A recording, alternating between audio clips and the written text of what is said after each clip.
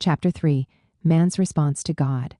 142, by his revelation, the invisible God, from the fullness of his love, addresses men as his friends and moves among them in order to invite and receive them into his own company.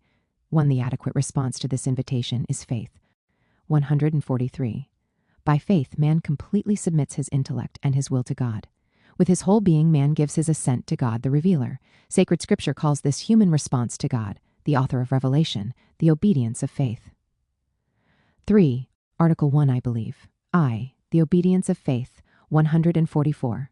To obey, from the Latin obadir, to hear or listen to, in faith, is to submit freely to the word that has been heard, because its truth is guaranteed by God, who is truth itself. Abraham is the model of such obedience offered us by sacred Scripture.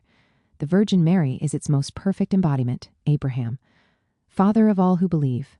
145. The letter to the Hebrews, in its great eulogy of the faith of Israel's ancestors, lays special emphasis on Abraham's faith. By faith, Abraham obeyed when he was called to go out to a place which he was to receive as an inheritance. And he went out, not knowing where he was to go. For by faith, he lived as a stranger and pilgrim in the promised land. By faith, Sarah was given to conceive the son of the promise. And by faith, Abraham offered his only son in sacrifice. 146. Abraham thus fulfills the definition of faith in Hebrews 11:1. Faith is the assurance of things hoped for, the conviction of things not seen. Abraham believed God, and it was reckoned to him as righteousness. Because he was strong in his faith, Abraham became the father of all who believe. 147.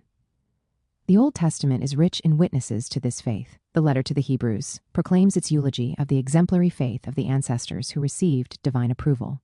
10. Yet God had foreseen something better for us, the grace of believing in his Son Jesus, the pioneer and perfecter of our faith.